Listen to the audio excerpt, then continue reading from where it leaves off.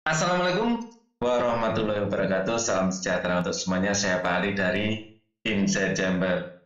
Kita lanjutkan lagi belajar kita untuk bab pertama SMP kelas 8 ya, semester 1. Oke, kita sudah membahas yang A dan B. Sekarang kita akan membahas yang C dan D. Oke, terus video selanjutnya baru uji kompetensinya. Ya, jadi kita C dan D dulu hari ini. Kita akan belajar gerak benda dan makhluk hidup di lingkungan sekitar. Ya, sistem gerak pada hewan. Sebelumnya kita sudah belajar tentang sistem gerak pada manusia, sekarang sistem gerak pada hewan. Bagi kalian yang ingin pembahasan saya yang lain, linknya ada di bawah. Ya, jadi ada grup belajar juga, linknya ada di bawah. Saya ada grup belajar Facebook ya, ada Facebook, ada grup belajar GOTS, geng soal HOTS ya. Kemudian saya juga ada grup belajar yang ini Facebook, sama di bawah linknya juga saya beri Telegram. Kalian bisa bergabung di situ, bisa diskusi tentang pelajaran-pelajaran ya.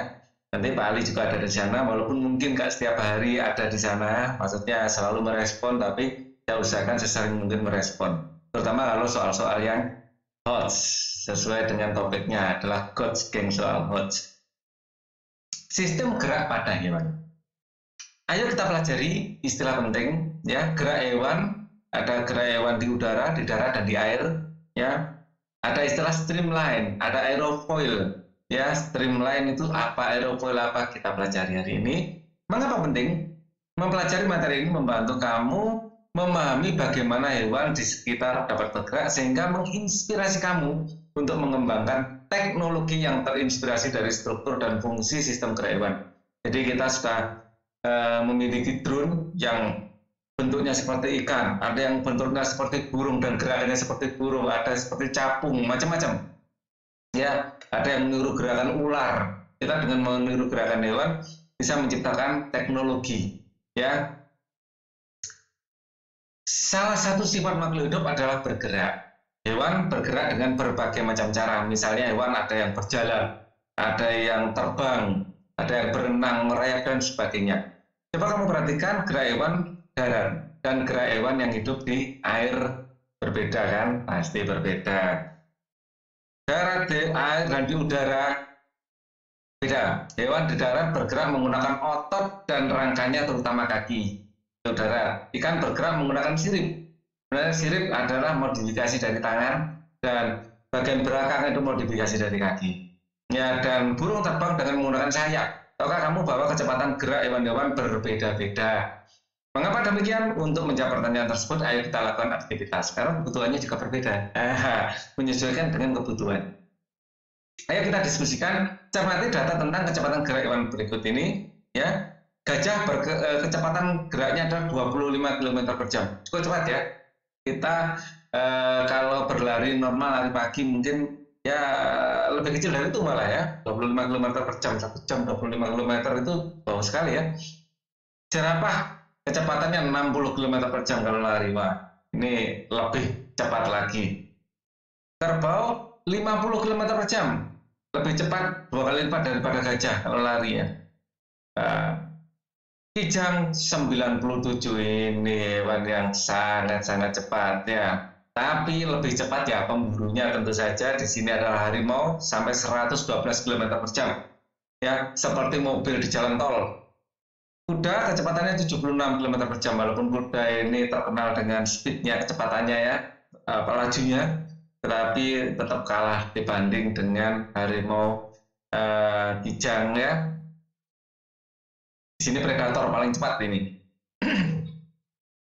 Berdasarkan data di atas, hewan manakah yang mempunyai kecepatan gerak paling tinggi? Jelas, kecepatan paling tinggi adalah harimau ya. Mengapa hewan-hewan tersebut memiliki kecepatan gerak berbeda-beda? Karena kebutuhannya berbeda. Bayangkan kijang 97 km per jam. Apabila harimau kecepatannya cuma 50 km per jam, nggak akan pernah dapat kijang. Ya, kecuali kijangnya pas kesleo. Nunggu kijang sekali lapar, lama-lama punah. Ya, kesimpulan apa yang dapat kamu ambil dari analisis di atas? Ya, memang alam semesta sudah mengatur sedemikian rupa sehingga terjadi keseimbangan ekosistem dengan berbagai setiap hewan mempunyai dan tumbuhan mempunyai niche-nya sendiri-sendiri, ya, mempunyai fungsinya sendiri-sendiri dalam alam semesta. Jadi untuk melaksanakan fungsinya harus dilengkapi dengan tools atau perlengkapan, misalnya kecepatannya, ya, taringnya, yang satu kecepatan berkembang biaknya. Jadi setiap hewan memiliki keunikan untuk mengisi keseimbangan ekosistem. Jadi poinnya ada di keseimbangan ekosistem. Hewan-hewan bergerak ke berbagai tujuan antara lain untuk melindungi diri dari predator, untuk mencari mangsa, dan berdasarkan gambar di bawah. Nah ini. Selain gerakannya, mereka juga punya karakter tertentu. Hewan-hewan ini suka berkumpul biar lebih susah ditangkap oleh hewan besar. Ya, ikan berenang menghindari serangan anjing laut, dan burung elang terbang untuk menangkap ikan di danau. Bayangkan, dia hidupnya di udara tapi makanannya ada dalam air. Bahkan dia bisa menyelam. Ya, gerakan hewan dalam air. Air memiliki kerapatan yang lebih besar dibandingkan di udara. Air memiliki gaya angkat yang lebih besar dibandingkan di udara. Gaya angkat ini disebut juga gaya Archimedes. Gaya Archimedes. Gaya Archimedes adalah gaya angkat ke atas sebesar fluida yang dipindahkan. Dalam hal ini fluidanya adalah air. Dibandingkan dengan udara dan tubuh hewan, dibandingkan dengan udara dan tubuh hewan hidup di air memiliki massa jenis lebih besar daripada lingkungannya. Jadi dia bisa tenggelam. Kalau massa jenisnya lebih kecil nggak bisa tenggelam, dia bisa terapung. Ya. Kedua hal ini mengakibatkan hewan yang hidup di air dapat melayang-layang di dalam air dengan mengeluarkan sedikit energi karena adanya gaya angkat oleh air. Dan ikan mempunyai kemampuan untuk meningkatkan massa jenisnya dan menurunkan massa jenisnya. Ya. Jadi itu skill khusus di hewan agar apa? Energi yang dikeluarkan untuk naik turun itu lebih efisien. Salah satu bentuk tubuh yang paling banyak dimiliki oleh hewan lain adalah bentuk torpedo streamline. Jadi streamline itu bentuk sehingga air itu mudah mengalir di sekitarnya. Ya, streamline. Jadi air itu akan tersibak. Ya, jadi seperti gerakan-gerakan bentuk-bentuk mobil zaman sekarang yang apalagi desain dengan kecepatan tinggi, dia akan semakin streamline, semakin agak ceper mobil itu ya. Nah, semakin ceper semakin streamline. Dan kereta semakin cepat, pasti dia semakin streamline, semakin ceper seperti ini. Kalau kereta zaman dulu cukup kotak gini aja, ada seperti Thomas gitu ya. Ya, tapi semakin cepat sampai 200 km per jam, bentuknya seperti peluru, streamline. Bentuk tubuh ini memungkinkan untuk meliuk dan dari sisi ke sisi dan mengurangi hambatan ketika bergerak di dalam air. Tubuh ikan dilengkapi oleh otot tulang belakang yang fleksibel untuk mendorong ekor dan sirip ikan di dalam air. Ikan juga memiliki sirip tambahan yang berfungsi untuk menjaga keseimbangan di sepanjang tubuh. Ya. Untuk mengatur gerakan naik turun, ikan memiliki gelembung renang. Nah, gelembung renang ini yang bisa mengatur massa jenisnya, yang dapat mengeluarkan gas biasanya berupa oksigen. Sebagian besar ikan menggunakan gerakan lateral, ya, menyamping, ya, pada tubuh dan sirip ekornya untuk menghasilkan gaya dorong ke depan. Ada juga yang bergerak menggunakan sirip pasangan dan sirip tengahnya. Ikan yang bergerak dengan sirip pasangan dan sirip tengah cocok untuk hidup di air terumbu karang, ya. Tetapi jenis ikan ini tidak dapat berenang secepat ikan yang bergerak dengan menggunakan tubuh dan sirip ekornya. Ya, ikan yang bergerak dengan sirip pasangan atau sirip tengah, ini contohnya ini apa? Kuda laut itu ya. Nah, di sini ada sirip pasangan di sini. Nah, coba kuda laut, seahorse. Kita bisa saya mode ini aja biar lebih enak. Atau mode ini juga nggak apa-apa sih. Ya. Kita kuda laut misalnya, kuda laut. Loh, kok ada kuda laut melahirkan? Ya, loh, ini bentuknya kuda laut ya, siripnya seperti ini, mengejutkan melahirkan anak loh yang jantan. Ya, jadi ini macam-macam. Ya, kuda laut, biar tidak kena klaim, atau seahorse. Seahorse ini saya klik ini ya, di sini adalah seahorse ya. Untuk filternya ini saya cari yang aja, yang Creative Commons ya.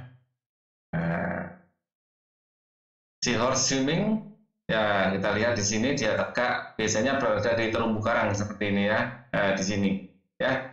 Oke. Nah, kita akan berikan ini, kita lanjutkan belajarnya. Oke, tiap jenis pasangan ikan ini dapat berenang secepat ikan yang bergerak dengan menggunakan tubuh dan sirip ekornya. Ya, kita akan lanjutkan bacanya. Ayo kita pahami, berbeda dengan ikan dan hewan yang hidup di air, bebek dapat terapung di atas air karena memanfaatkan prinsip tegangan permukaan air. Ya, jadi bebek, gambar bebek itu bagaimana? Ini bisa terapung di air ya. Ini bebek, anunya gini. Oke. Berbeda dengan ikan dan hewan yang hidup di air, bebek dapat terapung di air karena memanfaatkan prinsip ya tegangan permukaan air. Di sini ada tegangan permukaan. Ya, apalagi bulu-bulu bebek ini mengandung minyak, jadi akan memudahkan dia untuk meluncur dalam air. Tegangan permukaan merupakan peristiwa yang diakibatkan adanya gaya kohesi antar molekul-molekul air. Jadi gaya kohesi itu apa ya?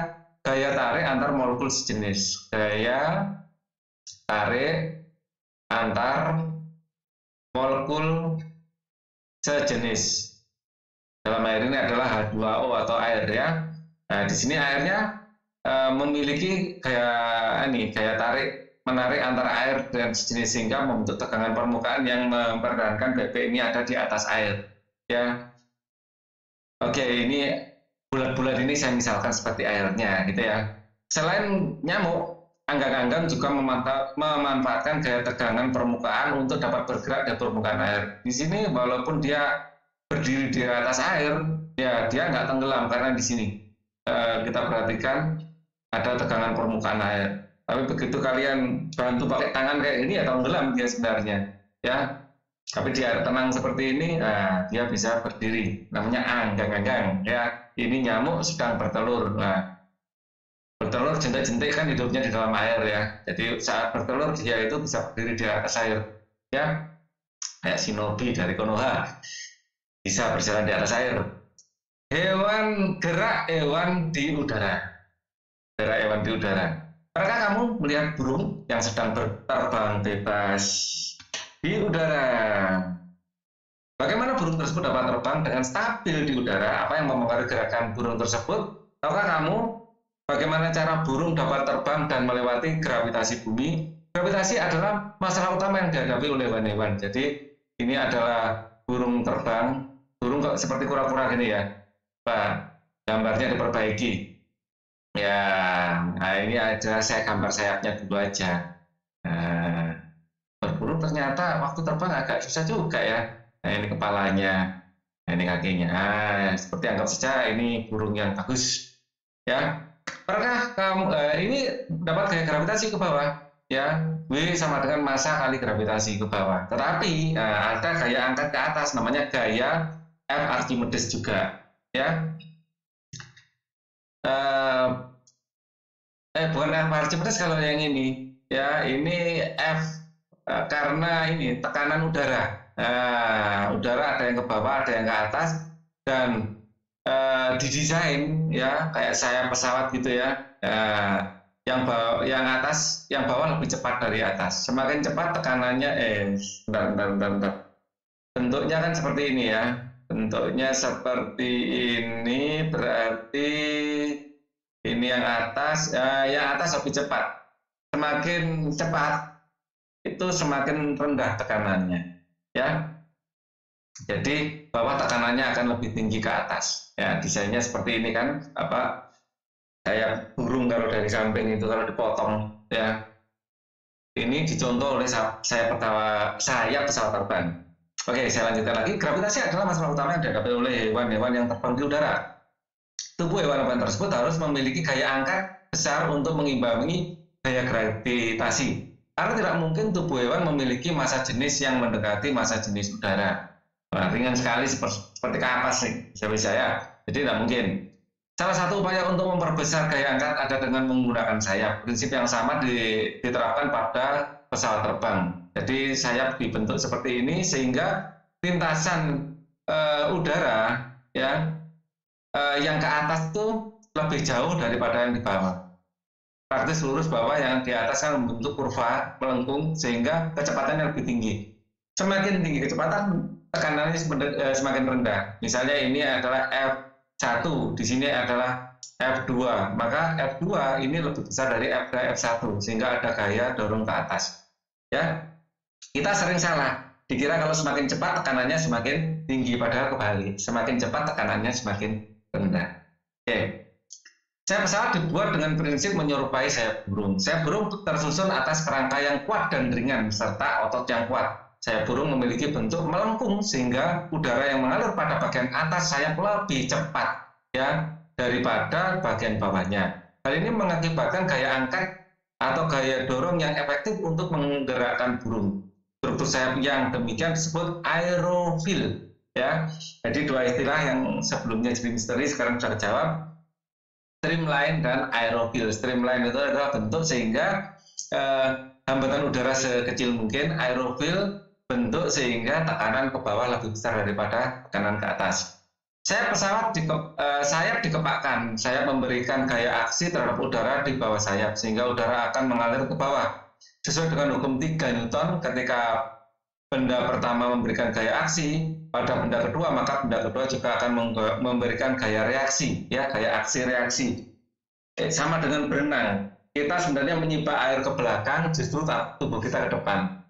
Burung juga mengibakkan udara ke bawah, justru dia naik ke atas, ya, gaya aksi reaksi. Maka benda kedua memberikan gaya reaksi pada pertama. Hal inilah yang membuat burung terangkat ke atas. Agar lebih jelasnya, coba kembali gambar 1.8. Coba kita cari di YouTube juga, ya. Bird fly slow motion. Nah, bird fly slow motion. Ya, kita mungkin akan lebih enak ini ya. Super slow motion bird, ya. Oke, kita harus bersabar iklannya ya. Oke, kita skip. Ya, ini kita besarkan aja. Ini, ya, kita lihat di sini, biar tahu hewannya. Ini kita lihat dia mengepak ya. Ya, dia mengepakkan ke bawah. Nah, oke.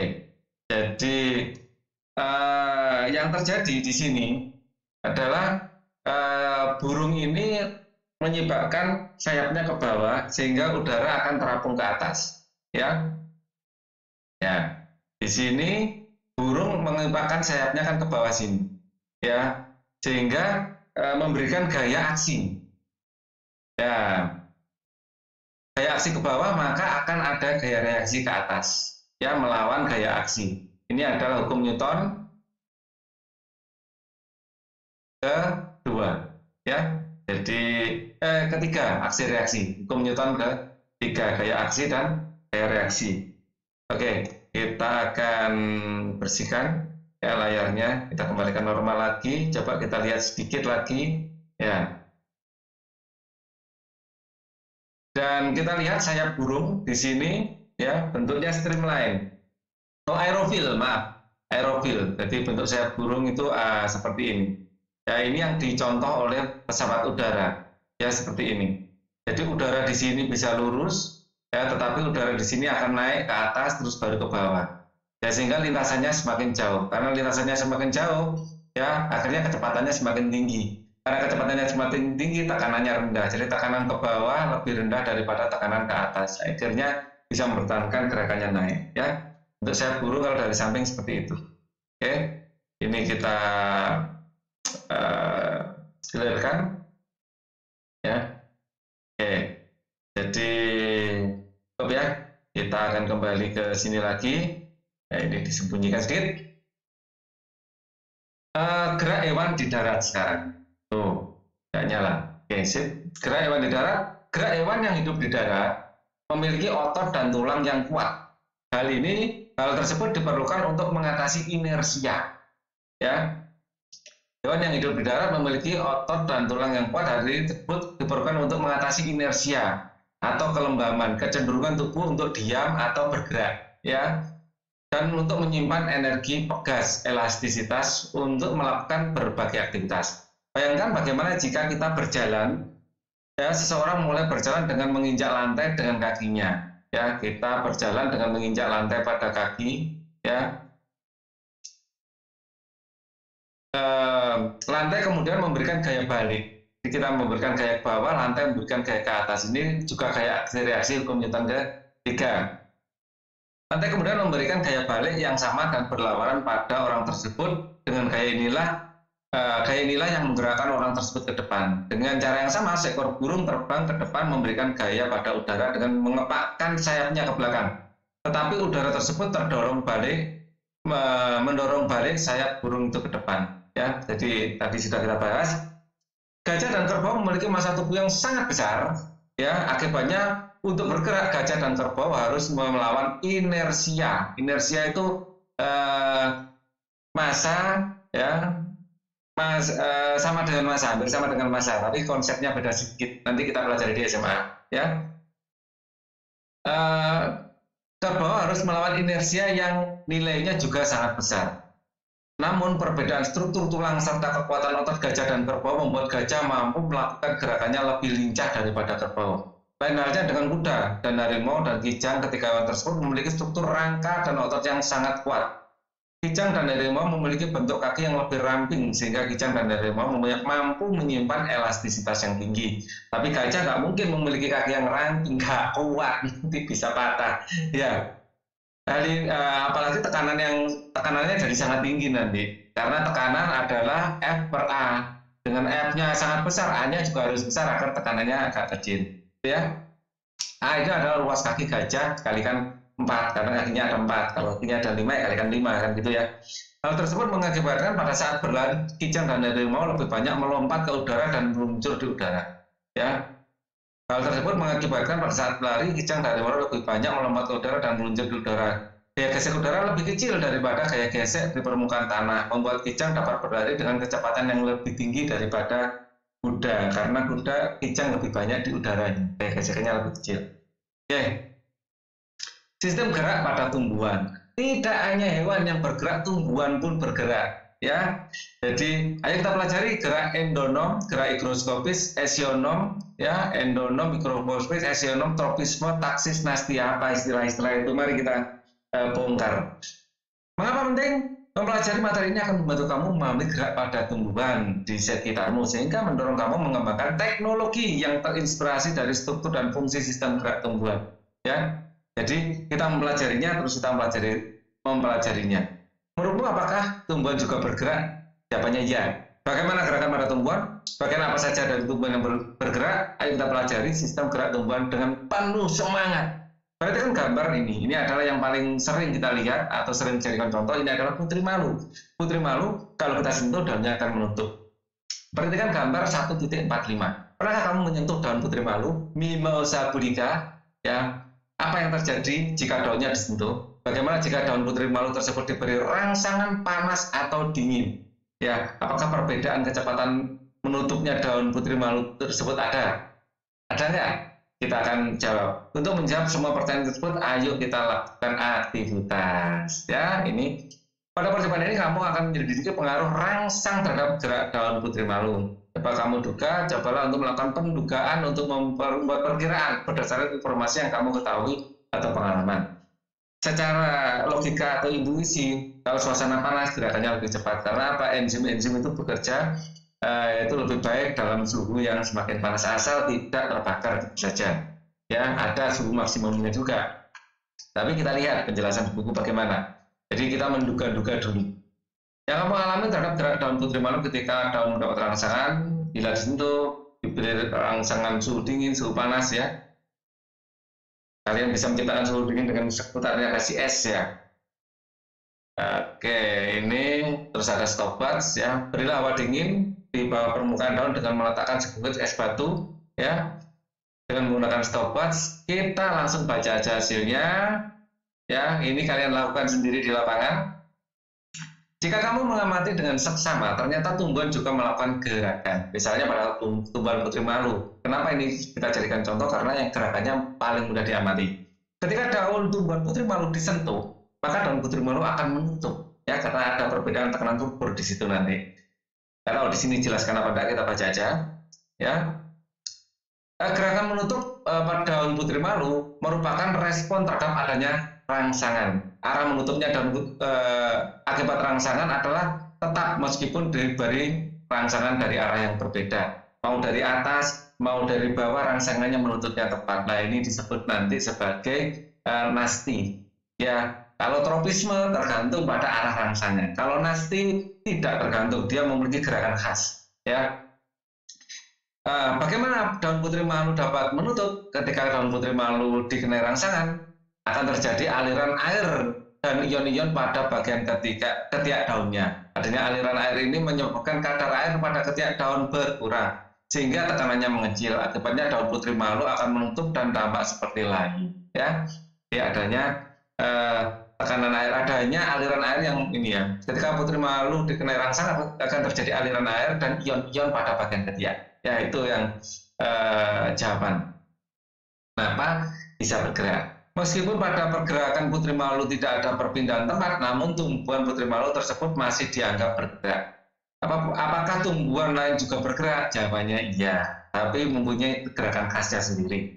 Bagaimana pergerakan pada tumbuhan yang lain? Gerakan pada seperti apa yang bisa dilakukan? Untuk menjawab pertanyaan-pertanyaan tersebut, mari kita pelajari pembahasan tentang gerak tumbuhan berikut. Berdasarkan asal datangnya rangsangan, gerak tumbuhan dibedakan menjadi 3, yaitu berdasarkan asal ya datangnya rangsangan, gerak tumbuhan dibedakan menjadi 3 ya, yaitu gerakan endonom, higroskopis, dan esionom. Ya, endonom tulis ulang ya biar lebih hafal. Endonom, higroskopis,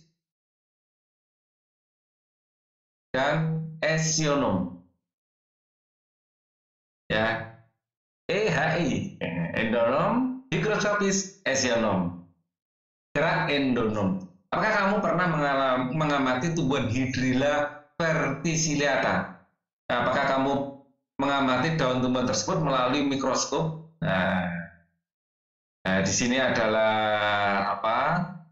Hydrilla verticillata, gerak skoliosis pada daun Hydrilla verticillata. Coba kita cari di YouTube ada enggak gerak siklosis movement Hydrilla verticillata gitu ya. Kita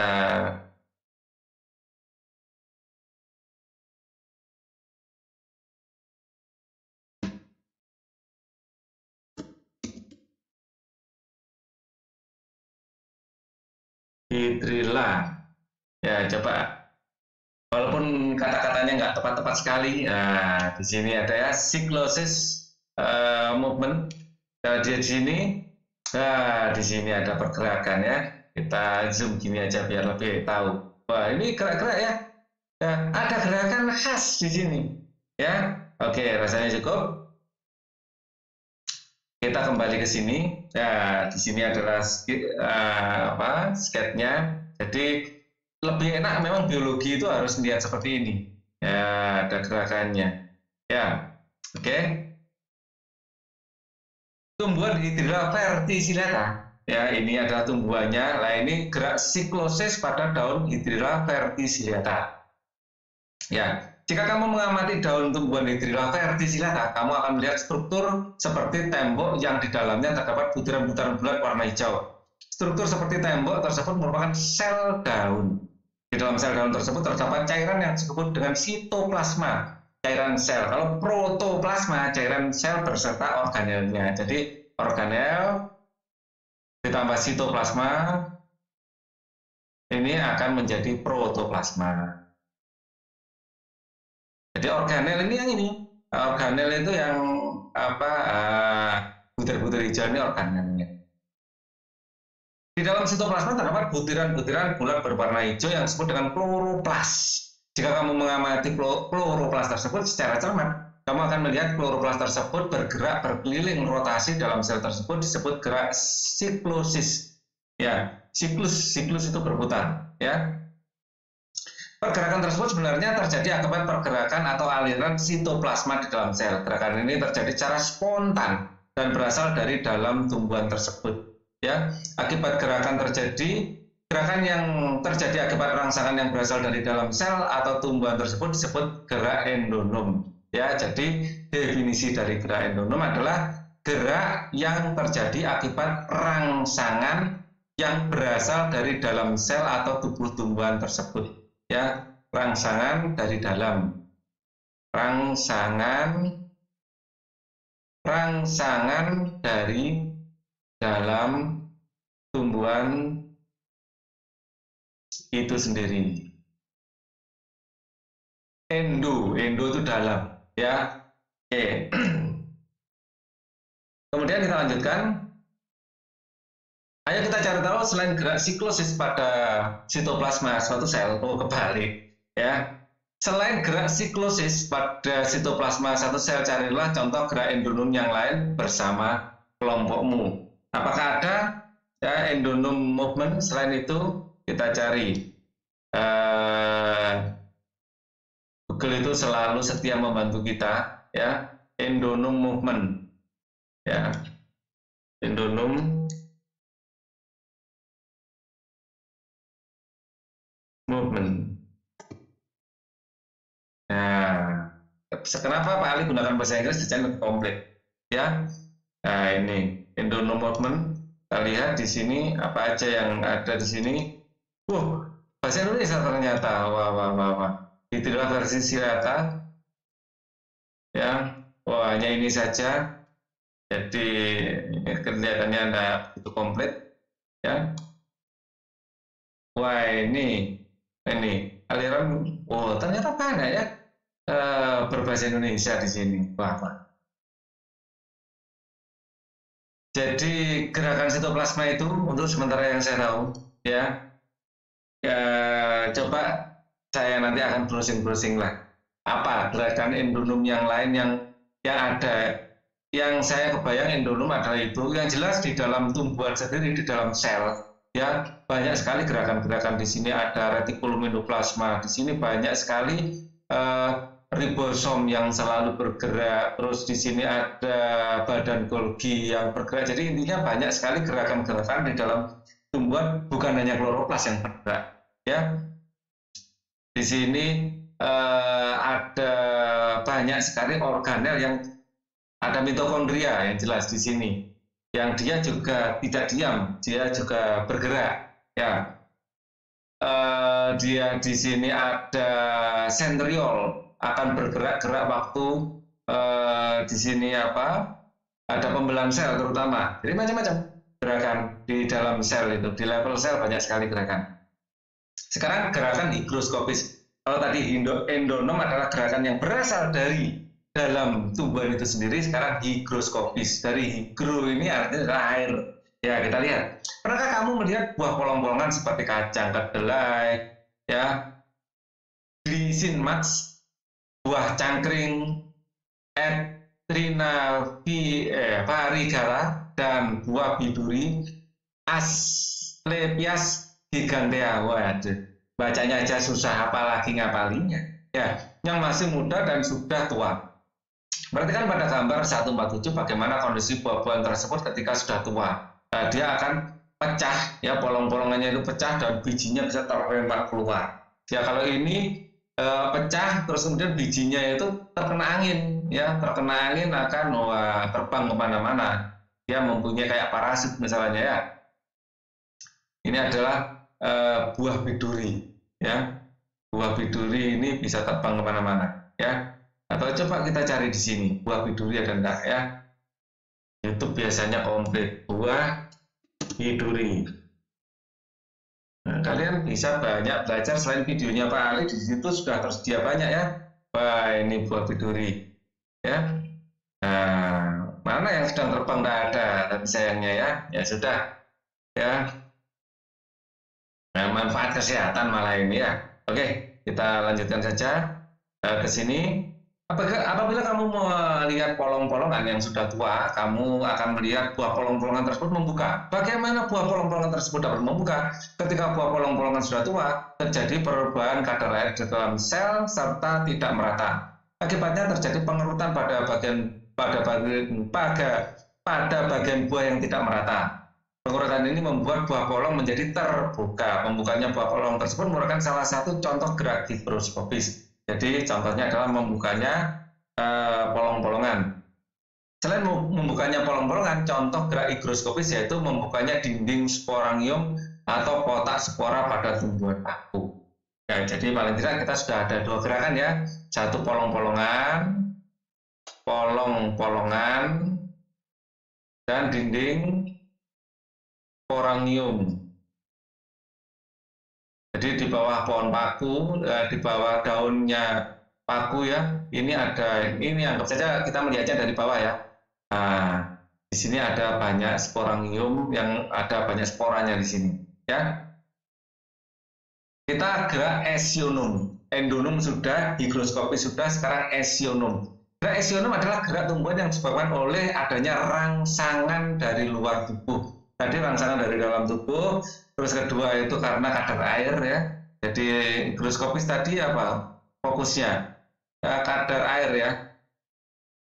Gerakan tumbuhan karena perbedaan kadar air. Kesimpulannya ya, perbedaan kadar air ya. Ini adalah gerakan higroskopis. Yang ketiga adalah gerakan esionum. Ya, esionum ini kan gerakan tumbuhan yang disebabkan oleh rangsangan dari luar tubuh tumbuhan atau lingkungan sekitar.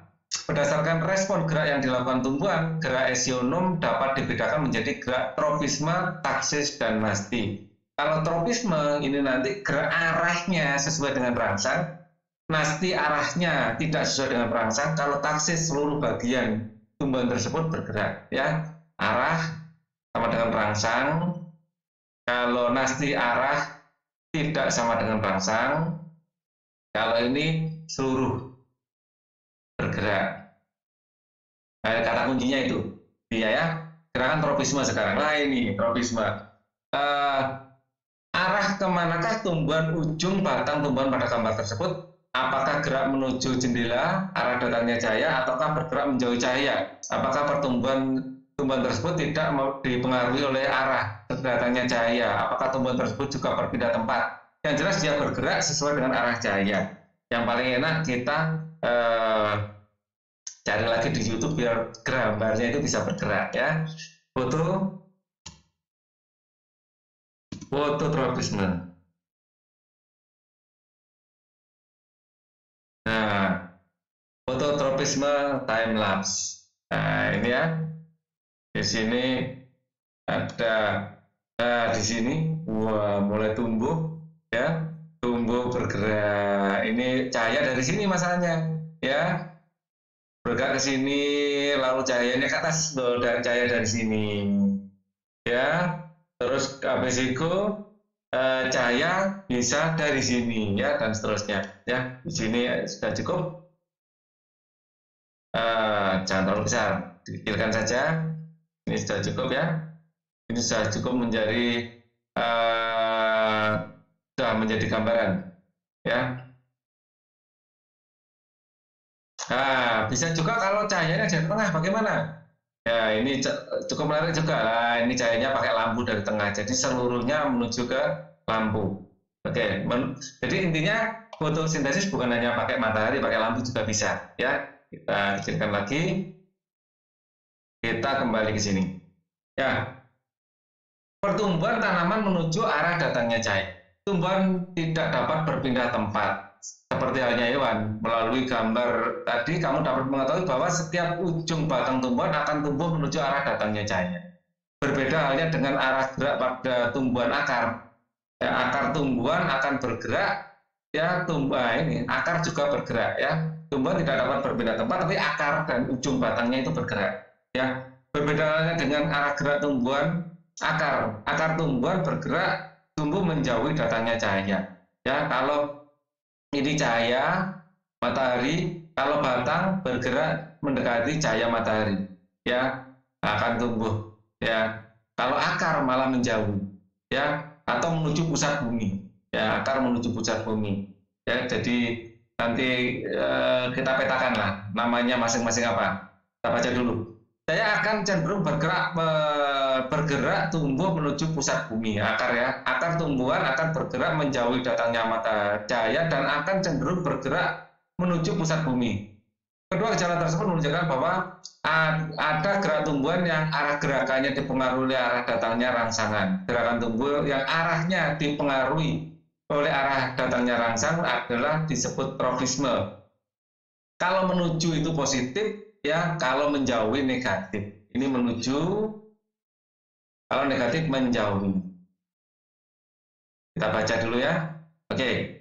Arah gerak tumbuhan mendekati arah datangnya cahaya disebut arah tropisme positif, tetapi arah gerakan tumbuhan yang menjauhi rangsang cahaya adalah negatif. Tahukah kamu apa saja jenis rangsangan yang dapat menyebabkan tumbuhan mengalami gerak tropisme? Ya, kemanakah arah gerak tumbuhan? Apakah semua tumbuhan mengalami gerak tropisme? Agar kamu mengetahuinya, ayo pelajari materi ini dengan penuh semangat. Gerak tropisme. Perhatikan kembali gambar 148. Ujung batang tumbuhan mengalami pertumbuhan ke arah cahaya. Gerakan yang tampak pada gambar 148 menunjukkan pengaruh rangsang cahaya terhadap tumbuhan. Saya baca lagi, ya. Perhatikan gambar 148. Ujung batang tumbuhan mengalami pertumbuhan ke arah cahaya. Gejala yang tampak pada gambar 148 menunjukkan pengaruh rangsang cahaya terhadap arah tumbuhan batang tumbuhan. Kayak tadi, ya. Cahaya dari kiri arahnya kiri, cahaya dari kanan arahnya kanan, cahaya dari tengah semua ngumpul ke tengah. Ya, jenis gerak tropisme ada pengaruh rangsang cahaya disebut dengan gerak fototropisme atau heliotropisme. Helios sendiri artinya matahari, ya. Tumbuhan yang tumbuhnya mendekati cahaya disebut fototropisme positif, sedangkan yang menjauhi cahaya disebut fototropisme negatif. Termasuk jenis fototropisme apakah tumbuhan yang terdapat pada gambar 148? Ya, ini fototropisme positif. Gerak geotropisme. Nah, ini adalah pusat bumi. Kalau ujung tanaman itu akan menjauhi geotropisme negatif. Ya, tapi akarnya adalah geotropisme positif, kebalikan dari fototropisme.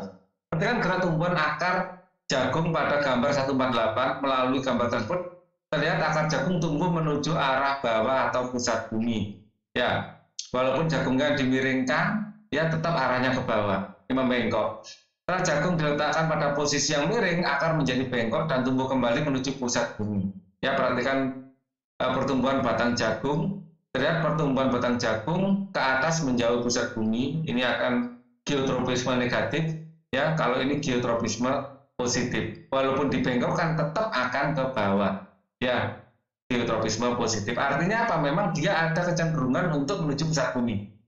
Ya, setelah jagung diletakkan dalam posisi miring, batang akan menjadi bengkok dan tumbuh kembali menuju ke atas. Batangnya bengkok di sini tumbuh ke atas, sedangkan akarnya bengkok ke bawah walaupun dimiringkan. Ya, arah gerakan akar dan batang jagung tersebut terjadi karena pengaruh gaya gravitasi bumi.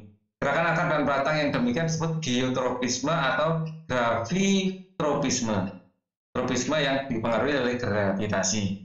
Gerakan akar menuju pusat bumi disebut geotropisme positif, sedangkan gerakan batang menjauh pusat bumi disebut geotropisme negatif. Ya, gerakan hidrotropisme. Selain tumbuhan menuju pusat bumi, gerakan pertumbuhan akar juga dipengaruhi oleh sumber air. Ya, hidro itu artinya air.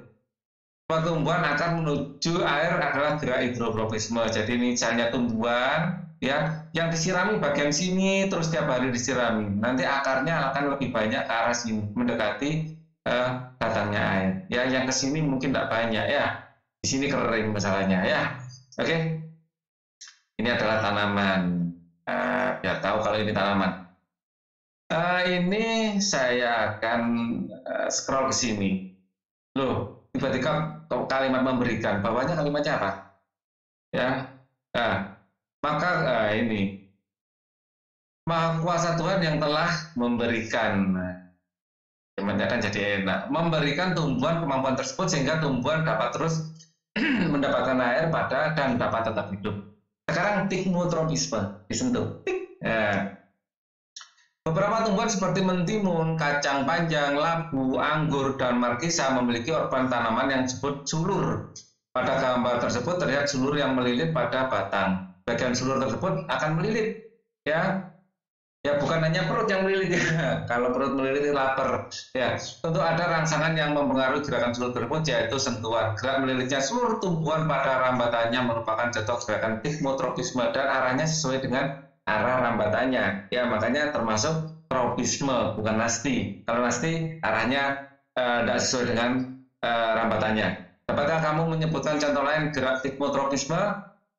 Ya, gerak sentuhan bukan hanya akar, batang juga ada sembuhan itu melilit seperti ini, bukan hanya akar ya. Seluruh tumbuhan melilit pada tumbuhan. Mungkin lebih enak kalau tiknotropisme kita cari animasinya juga ya. Jadi ketagihan animasi, tiknotropisme. Tiknotropisme. Nah, tiknotropism in plants. Nah ini ya, tiknotropism. Filternya coba saya kasih common kreatif aja biar aman ya. Kalau common kreatif ternyata tidak ada ya. Electrical eksperimen, tiknotropisme dan ini moment toward light. Ini apa ini? Kalau tiknotropisme, ini tiknotropism ya. Jadi ini ada penjelasan, ada gambarnya apa enggak? Oh penjelasan saja ya, enggak ada gambarnya ya sudah. Atau di bagian belakang? Enggak ada ya? Wah enggak ada. Ya oke. Ini saya kecilkan lagi. Ya. Jadi ini adalah contoh tiknotropism ya. Dia ada gerakan melilit ya. Kita lihat sebentar saja. Ya, gerakan melilit seperti ini. Ya, ini adalah tiknotropisme. Jadi dia ada gerakannya. Oke ya. Cukup. Yang penting tahu sebentar. Gerak kemotropisme sekarang. Gerak kemotropisme ya. Tumbuhan dapat melangsungkan kehidupannya karena Tuhan Yang Maha Kuasa memberikan kemampuan untuk bereproduksi. Reproduksi pada tumbuhan melibatkan proses penyerbukan, yaitu peristiwa jatuhnya serbuk sari ke kepala butik. Jadi misalnya ini bunga, ya ini adalah kelopaknya, di sini ada butik, ya di sini ada benang sari, di sini ada serbuk sari. Kalau jatuh ini serbuk sari fungsinya seperti sperma pada manusia atau hewan, dan ini adalah sel telurnya ada di sini. Nah nanti ini akan sel kelamin jantan itu akan memanjang untuk membuahi di sini, ya. Nah, ini namanya kalau pada hewan dan manusia itu pembuahan, kalau pada tumbuhan adalah penyerbukan. Ya, reproduksi tumbuhan melibatkan proses penyerbukan, yaitu peristiwa jatuhnya serbuk sari di kepala butik. Di kepala butik, serbuk sari akan berkecambah dan membentuk bulu serbuk yang akan membawa gamet jantan atau spermatozoid menuju gamet betina atau sel telur. Perhatikan gambar 151, coba kamu pikirkan bagaimana bulu serbuk dapat bergerak menuju sel telur. Apa rangsangan yang memengaruhi pergerakan bulu serbuk? Ya, gerakan bulu serbuk menuju sel telur dipengaruhi oleh zat gula atau zat kimia. Makanya disebut di sini kemotropisme karena di gerakan tropisme yang dipengaruhi oleh kimia. Ya. Yang dikeluarkan oleh bakal buah. Gerak tropisme yang dipengaruhi oleh zat kimia disebut kemotropisme. Ya, oke. Nah, di sini serbuk sari nempel di sini terus akan membentuk sulur. Ya, sulurnya memanjang untuk bisa membuahi bakal biji. Oke. Serbuk sari menempel di kepala butik, selanjutnya berkembang membentuk bulu serbuk dan bergerak menuju sel telur. Sekarang gerakan taksis. Gerakan taksis adalah gerakan pindah tempat seluruh bagian tumbuhan yang arahnya dipengaruhi oleh sumber rangsangan. Apakah kamu menyebutkan contoh gerak taksis? Gerak taksis biasanya dilakukan oleh organisme bersel satu misalnya Euglena viridis. Ya ini saya bingung, kenapa ini selalu dijadikan contoh, padahal ini bukan tumbuhan. Mungkin ini adalah koreksi agar ini bisa diperhatikan.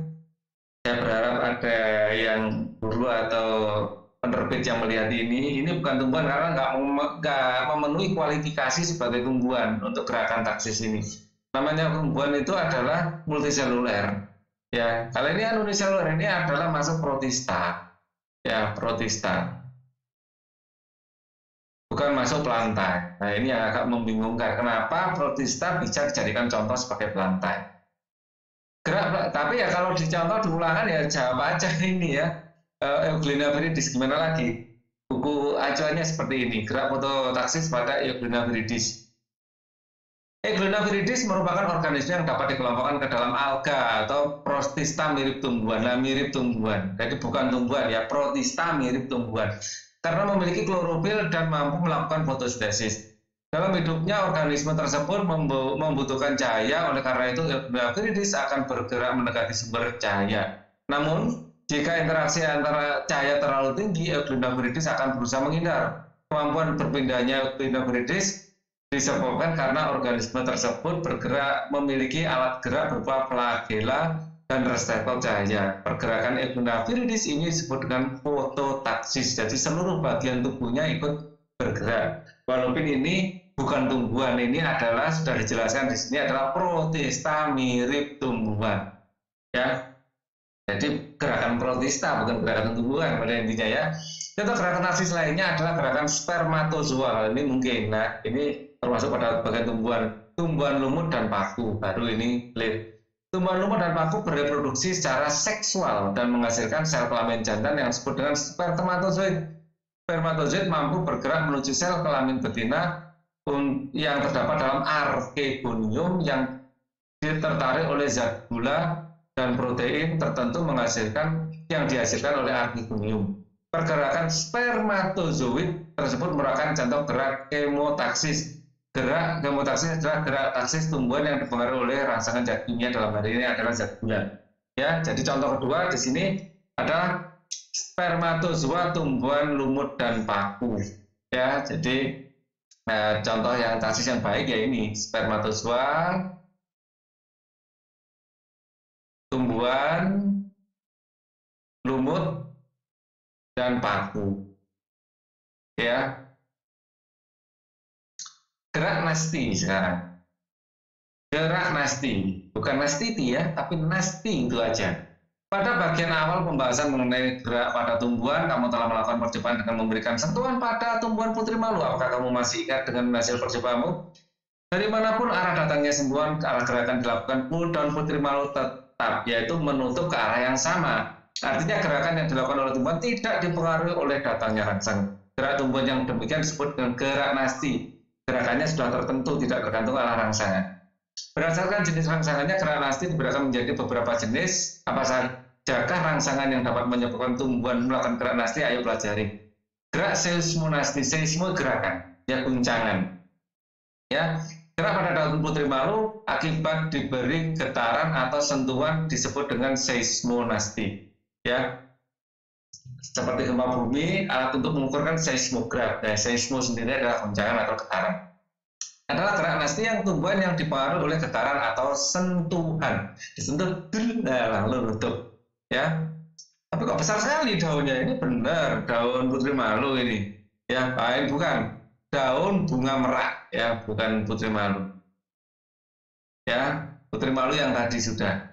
Gerak niktinasti. Apakah kamu pernah mengamati daun tumbuhan bunga merak atau Celestialpinia atau Purcherima atau daun tumbuhan lamtoro, Leucena leucephala? Perhatikan gambar 153. Tahukah kamu bahwa pada saat malam hari daun tumbuhan bunga merak dan daun tumbuhan lamtoro akan menutup atau tidur? Kalian perhatikan ini banyak tumbuh di semak-semak tumbuhan lamtoro ini ya. Wah, ini waktunya scroll ke atas. Membuka pada siang hari dan menutup pada malam hari. Berkata pergerakan daun tumbuhan tersebut akibat adanya rangsang berupa kondisi siang hari dan malam hari. Gerak yang demikian disebut Niktinasti, mungkin dari night gitu ya, gerakan Niktinasti. Gerakan fotonasti ya, Niktinasti kalau malam tidur ya, malam tidur. Kalau fotonasti, nah, fotonasti foto sendiri artinya cahaya. Apakah kamu mengetahui bunga pukul 4 atau Mirabilis jalapa? Nah ini bunganya. Perhatikan pada sore hari umumnya bunga pukul 4 akan mekar. Mekarnya bunga pukul 4 disebabkan oleh adanya rangsang cahaya sore hari. Gerakan membuka bunga pukul 4 disebut dengan gerakan fotonasti ya. Adalah gerakan nasti pada tumbuhan yang disebabkan adanya rangsangan berupa cahaya. Mirabilis jalapa. Termonasti, termo adalah suhu. Bunga yang hidup di daerah memiliki 4 musim ya, seperti ada bunga tulip yang banyak ditanam di benua Eropa hanya dapat mekar di musim semi. Tahukah kamu mengapa demikian? Mekarnya tumbuhan di musim semi disebabkan oleh suhu udara pada musim semi terasa hangat. Gerakan mekarnya bunga tulip pada musim semi disebut dengan termonasti. Gerakan nasti pada tumbuhan yang dipengaruhi rangsangan berupa suhu. Bunga tulip ya, dia akan mekar saat suhunya itu mulai hangat. Oke. Bagaimana kalian bisa browsing sendiri seperti tadi ya? Lihat aja di YouTube. Kalian sedang melihat YouTube juga. Coba kalian lihat ini termonasti gitu aja sudah muncul nanti. Sekarang tahukah kamu stomata? Perhatikan gambar 326, mana 326?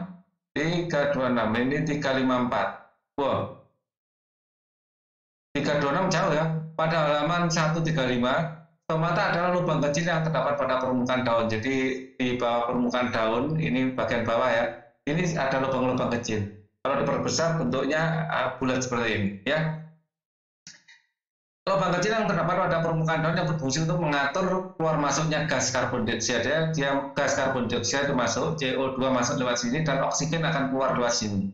Ya. Stomata dapat membuka dan menutup akibat beberapa rangsangan, yaitu kadar air, cahaya, dan suhu. Gerakan membuka menutupnya stomata tersebut merupakan contoh gerakan nasti kompleks. Nasti tapi yang kompleks.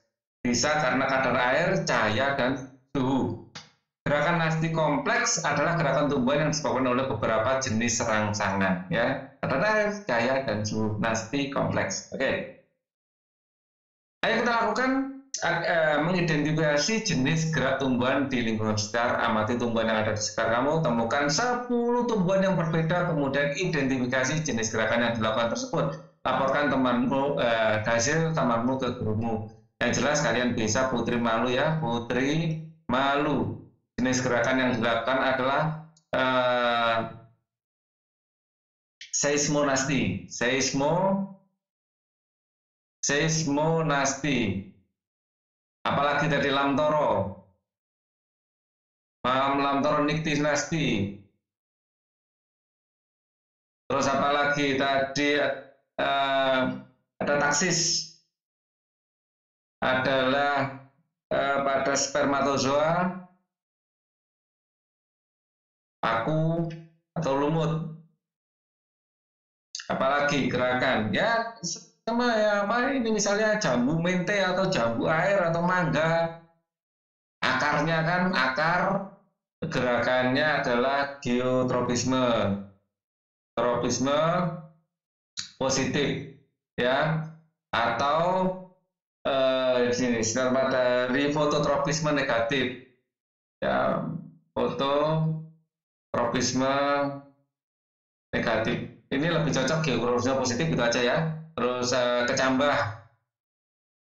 itu kelihatan sekali kalau, atau bunga matahari ya, bunga matahari adalah fototropisme. Yang lain kalian cari sendiri. Ayo kita renungkan ya. Jadi kita renungkan dulu. Dah, setiap makhluk hidup diberikan kemampuan untuk bergerak oleh Tuhan Yang Maha Esa.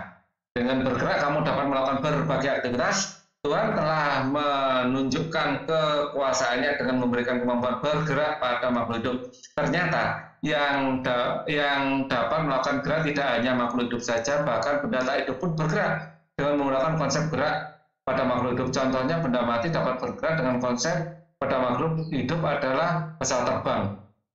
Benda mati dapat bergerak seperti makhluk hidup, contohnya pesawat terbang ya. pesawat terbang dapat bergerak, bulan itu benda mati juga bergerak ya. Dengan menggunakan konsep gerak pada burung, oleh karena itu hendaklah kamu senantiasa bersyukur segala cipta Tuhan. Apa yang terjadi jika kamu tidak dapat bergerak, tentunya kamu akan mengalami berbagai kesulitan dan melakukan segala aktivitas. Salah satu bentuk ungkapan rasa syukur kita kepada Tuhan, maka kita harus selalu aktif bersemangat dalam beraktivitas, yaitu belajar, bekerja sehingga cita-cita kita akan tercapai. Bentuk rasa syukur kita yang lainnya adalah senantiasa menjaga kesehatan sistem gerak. Ya, itu. Bekerja keras adalah cara kita bersyukur tentang kesehatan kita. Pernyataan untuk refleksi terkait gerak pada makhluk hidup dan benda, ya atau tidak? Oke. Saya senantiasa bersyukur pada Tuhan Yang Maha Esa karena telah memberikan alat gerak yang sempurna sehingga saya melakukan berbagai aktivitas, macam aktivitas termasuk berangkat ke sekolah dan mandiri. Nah, ini kalian isi ya. Sesuaikan dengan hati kalian. Nah, ini ada skornya juga loh ini ya. Kalian bisa melihat skor kalian di situ. Info tokoh. Wah, ini tokoh-tokoh. Di sini adalah hero-hero kita dalam IPA. Ada Aristoteles. Kecepatan benda yang jatuh dari ketinggian tertentu dipengaruhi oleh benda. Kecepatannya tergantung benda ya. Ini menurut Aristoteles. Kecepatan benda yang jatuh dari ketinggian tertentu dipengaruhi oleh benda. Terus ada Abu al-Zahrawi, penemu asli dari teknik pengobatan patah tulang dengan menggunakan gips. Nah, ini gips pertama ternyata al-Zahrawi. Ya, terus Ibnu Sina mengumpulkan bahwa jika suatu benda tidak dikenai oleh pengaruh luar, maka benda tersebut akan tetap. Ternyata hukum Newton pertama itu kopas dari Ibnu Sina. Ya. Ini hukum Newton yang pertama, ya, atau kelembaman. Ibnu Bajjah menjelaskan tentang hukum gerakan. Menurutnya kecepatan sama dengan gaya gerak dikurangi resistensi materi. Ternyata Ibnu Bajjah juga menciptakan gerak. Hukum gerak menurutnya kecepatan sama dengan gaya gerak dikurangi resistensi materi. Terus di sini ada Galileo Galilei. Ya, mengumpulkan bahwa benda yang jatuh bebas mengalami percepatan yang seragam terlepas dari massa selama gaya di luar dapat diminimalkan. Terus ada Abdul Latif Al-Bah. Jadi, mengembangkan kajian tentang tulang manusia, khususnya tulang rahang bawah. Terus Descartes, jauh sebelum Descartes ternyata ya, beliau-beliau yang tadi. Ya, mengemukakan bahwa jika suatu benda yang diam hanya dipengaruhi oleh kekuatan gaya ditimbulkan oleh dirinya sendiri, maka benda tetap diam. Jika benda bergerak, maka benda tetap bergerak dalam garis lurus. Descartes, hukum pertama Newton, dan Newton yang merangkumnya, mengemukakan teori gaya gravitasi Newton. Ternyata Newton ini teori yang diberikan itu juga berdasarkan baca dari buku sebelumnya. Ya, cuman beliau ini yang paling bisa mempopulerkan, ya gitu ya. Rangkuman. Jarak merupakan panjang lintasan yang ditempuh, sedangkan perpindahan merupakan jumlah lintasan yang ditempuh dengan memperhitungkan posisi awal dan akhir. Jadi jarak ini seluruh lintasannya ini dihitung, ini jarak. Tapi kalau perpindahan hanya harus dengan garis lurus, ya, dari titik awal sampai titik akhir dengan garis lurus. Apabila ada kasus dia itu gerakan berputar, ya, jaraknya ada, tapi perpindahannya adalah 0. Jadi dia nggak kemana-mana. Oke. Gerak lurus dibedakan menjadi 2, GLB dan GLBB. Gerak lurus beraturan dan berubah beraturan. GLB rumusnya hanya 1. V sama dengan S bagi T, atau S sama dengan V kali T. Ini adalah rumus yang sama, ya. Kalau GLBB ini ada 3, ya. VT sama dengan V0 plus AT, ya, kemudian VT kuadrat sama dengan V0 kuadrat plus 2AS, dan S sama dengan V0T plus setengah AT kuadrat. Jadi ini GLBB ada 3. Kemudian gerak lurus berubah beraturan GLB terjadi apabila kecepatan gerak suatu benda konstan. Kecepatan konstan ini kata kuncinya, ya. Gerak lurus berubah beraturan GLBB terjadi adalah suatu benda bergerak dengan percepatan yang konstan. Kalau ini kecepatannya yang konstan, kalau ini percepatannya yang konstan, ya. percepatan sendiri adalah perubahan kecepatan bagi waktu dikali V per delta T. Kalau kecepatan adalah, ketutupan saya ini. Kalau kecepatan adalah delta S per delta T. Oke, saya lanjutkan.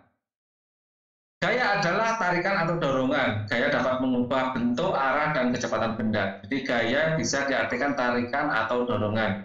Baca ya. Nomor 6.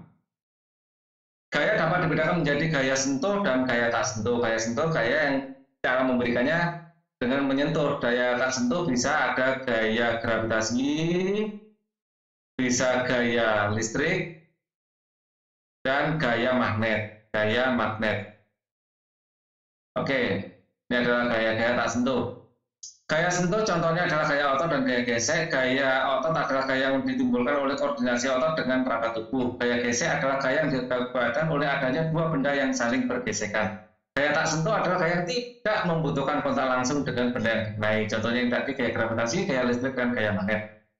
Hukum 1 Newton menyatakan bahwa benda tidak mengalami resultan gaya F sama dengan 0, akan tetap diam atau bergerak lurus beraturan. Ini adalah hukum inersia atau kelembaman. Hukum Newton 2 menyatakan bahwa percepatan gerak sebuah benda berbanding lurus dengan gaya yang diberikan, namun berbanding terbalik dengan masanya. A sama dengan berbanding lurus dengan gaya dan berbanding terbalik dengan masanya. Hukum Newton 3, Newton menyatakan bahwa ketika benda pertama memberikan gaya aksi pada suatu benda, maka benda kedua akan memberikan gaya reaksi yang sama besar kepada benda pertama namun berlawanan. Jadi ada benda didorong ke sana, maka akan ada gaya gesek yang arahnya ke sana. Ini F gesek, ini F dorong. Ya. Kalau ada gesekannya, belum tentu ada gesekannya, bisa saja licin, tapi pada umumnya ada ya. Kasih oli pun masih ada walaupun kecil. Nomor 10, fungsi rangka yaitu memberikan bentuk pada tubuh dan menopang tubuh kita, melindungi organ dalam misalnya tulang rusuk, melindungi jantung, paru-paru, tengkorak, melindungi otak. Tempat menempelnya otot itu adalah fungsi tulang juga yang merupakan alat gerak aktif sehingga dapat menggerakkan tulang. Sebagai tempat pembentukan sel darah pada tulang tertentu seperti tulang paha. Jadi fungsi tulang memberi bentuk tubuh, menegakkan tubuh, memberi bentuk, menegakkan tubuh, melindungi organ penting, dan tadi tempat pembentukan sel darah pada tulang tertentu. Nomor 11, berdasarkan bentuknya, tulang dapat dibedakan menjadi 4 jenis tulang, yaitu tulang panjang atau tulang pipa yang kita sebutnya ya. Misalnya tulang lengan atas atau merus, tulang pipih, tulang yang tipis, tulang tengkorak ini tipis, tulang belikat ini tipis, tulang rusuk ini tulang tipis ya. Tulang dada atau sternum, tulang pendek, misalnya tulang ruas atau tulang falang. Falang itu ini pendek ini harusnya ya. Oh iya, yang pendek memang. Tulang pendek, ruas jari atau falang, dan tulang belakang itu tak beraturan ya. Dan tulang tak beraturan misalnya tulang punggung atau vertebrata. Tulang telinga itu ya tak beraturan juga. Nomor 12 ada sendi. Sendi adalah tempat bertemunya dua tulang atau lebih. Jadi join atau sendi adalah tempat bertemunya tulang. Ya, dua atau lebih, bisa lebih dari dua. Sendi dapat dikelompokkan menjadi berdasarkan banyak sedikitnya gerakan yang dimungkinkan. Sendi tidak dapat bergerak, sinaptosis atau sendi mati. Ya, tidak dapat bergerak. Misalnya sendi yang terdapat pada tulang tengkorak ini ada sendi-sendinya, banyak ada tulang. Di sini ada tulang ini forehead ini apa ini, tulang dahi, ada tulang ubun-ubun. Nah, ini disambung oleh sendi, tapi sendinya sendi mati atau sinaptosis. Misalnya sendi yang terdapat pada tulang tengkorak, sendi yang dapat digerakkan namun terbatas atau mesti kaku, ya, amfiartosis. Misalnya sendi antar ruas tulang belakang. Nah, ini ya digerakkan tapi sedikit aja. Dan sendi yang dapat digerakkan dengan bebas ya disebut diartosis. Diartosis menjadi ada sendi peluru di sini, di engsel, ini sama ini ada engsel, sendi putar, kepala kita di sini ada sendi putar, sendi pelana, ada dua gerakan ke sini dan ke sini. Kalau engsel ini tadi satu gerakan, dan sendi geser pada pergelangan tangan dan tulang belakang. Nomor 13. Ada 3 jenis otot yang menyusun tubuh manusia, yaitu otot rangka atau otot kita pada umumnya ini, ya. Otot rangka ini adalah yang dikerjakan secara sadar, ya. Dan otot jantung, bentuknya seperti otot rangka, dia lurik, ya, tapi dia tidak sadar. otot polos ya ini lebih lembut ya, hanya satu inti, bentuknya gelendong, tidak lurik dan tidak berserat ya. Kalau ini lurik dan berserat ya, ini otot polos digerakkan dengan cara tidak sadar pasti, dan dia hanya memiliki satu inti. Ada beberapa macam gangguan pada dan kelainan terjadi pada sistem gerak, antara lain rickettsia. Rickettsia ini adalah kekurangan vitamin D kemarin ya, yang kakinya itu seperti huruf O kemarin di video sebelumnya menurut saya. Terus osteoporosis adalah pengeroposan tulang, fraktura patah tulang, fisura adalah retak tulang, artritis adalah kaku pada sendi, lordosis seperti ini ya, seperti lord, kifosis seperti orang tua ya, bongkok, dan skoliosis bentuk S. Hewan yang hidup di air dapat melayang-layang dalam air dengan menggunakan sedikit energi karena adanya gaya angkat OTR atau gaya Archimedes. Kecenderungan hewan yang hidup di dalam darat adalah memiliki otot, tulang, dan yang kuat untuk melayang melawan gaya aksinya sendiri ya, badannya kan berat. Hal ini diperlukan untuk mengatasi inersia atau kecenderungan tubuh untuk diam, untuk menyimpan energi pegas, elastisitas, dan untuk melakukan berbagai aktivitas. Jadi ada dua ini alasan, satu untuk inersia dan satu adalah untuk energi pegas ya. Nomor 17, berdasarkan asal datangnya rangsangan, gerak tumbuhan dan tumbuhan dibedakan menjadi 3, endonom ya, berdasarkan asal datangnya rangsangan. Yang endonom itu dari dalam, higroskopis dari air, dan esionom dari luar. Kemudian nomor 18, endonom adalah gerakan yang terjadi akibat rangsangan yang berasal dari dalam sel atau tubuh tumbuhan. Higroskopis adalah gerakan yang terjadi karena adanya perubahan kadar air dalam sel secara tidak merata, contohnya adalah membukanya polong-polongan dan membukanya dinding sporangium pada tumbuhan baku ya. Dan gerak esionom adalah gerakan tumbuhan yang disebabkan oleh adanya rangsangan dari luar tubuh atau lingkungan sekitar. Berdasarkan arah respon gerak yang dilakukan tumbuhan, gerak esionom dapat dibedakan menjadi gerak tropisme, arah sama dengan rangsangan, arah sama dengan rangsang ya, bisa positif bisa negatif ya. Kalau gerak taksis ini adalah seluruh bagian tumbuhan itu bergerak, gerak nasti adalah arah tidak sama dengan rangsang, jadi punya arahnya sendiri. Nah ini apakah masih ada? Kita scroll bagan konsep kita, ini yang terakhir ya. Jadi video berikutnya uji kompetensi nanti. Bahkan konsep gerak benda, makhluk hidup, dan lingkungan sekitar. Kita ulang sedikit tentang konsepnya. Kita telah mempelajari gerak benda, baik makhluk hidup maupun lingkungan sekitar. Gerak benda terdiri dari gerak benda dan gerak makhluk hidup. Gerak benda ada gerak lurus, ya.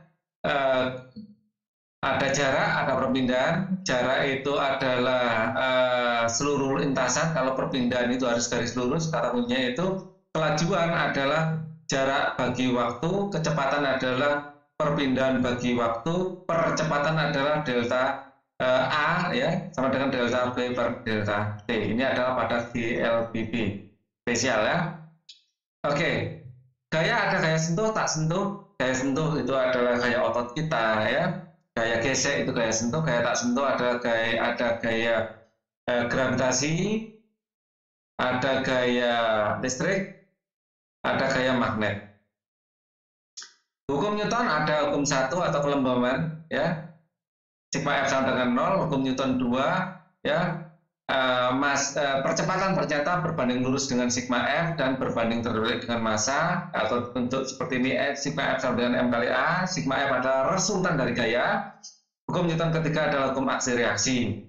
Terus kemudian untuk gerakan makhluk hidup ada gerakan manusia ya, kemarin sudah kita bicarakan gerak rangka tulang rawan atau kartilago, ada tulang sejati, tulang rawan, tulang sejati adalah yang kuat ya, kartilago adalah yang seperti ini, yang lembut seperti ini. Sendi ada sendi mati, sendi kaku, dan sendi gerak ya. Sendi mati ada nggak bisa digerakkan kembali seperti di otak kita ini ya, otak kita di tengkorak kita. Sendi kaku seperti di ini. Nah, ini adalah kaku di tulang belakang kita. Hanya bisa sedikit digerakkan. Sendi gerak yang bebas digerakkan. Ada peluru di sini, engsel, ini adalah engsel, putar, ini adalah putar, pelana, di sini adalah pelana, dan geser adalah ini. Oke. Otot, ada otot lurik, berarti otot lurik ada otot yang dia sadar, kuat. Di sini tidak sadar, tapi kuat. Di sini otot polos tidak sadar dan agak kurang kuat atau lemah, ya. Terus gerakan pada hewan ada di darat, di air, dan di udara, ya. Tadi sudah kita bahas. Tumbuhan ada endonom, hygroskopis, dan esionom, ya. Ini dari dalam sendiri oleh karena perbedaan kadar air, esionom oleh rangsangan dari luar. Yang tropisme arahnya sama, pasti arah dan rangsangan berbeda tanpa seluruhnya. Oke, ini adalah akhir dari video kita. Semoga ini membantu kalian dalam belajar. Kita akan ketemu di video selanjutnya di uji kompetensi. Assalamualaikum warahmatullahi wabarakatuh.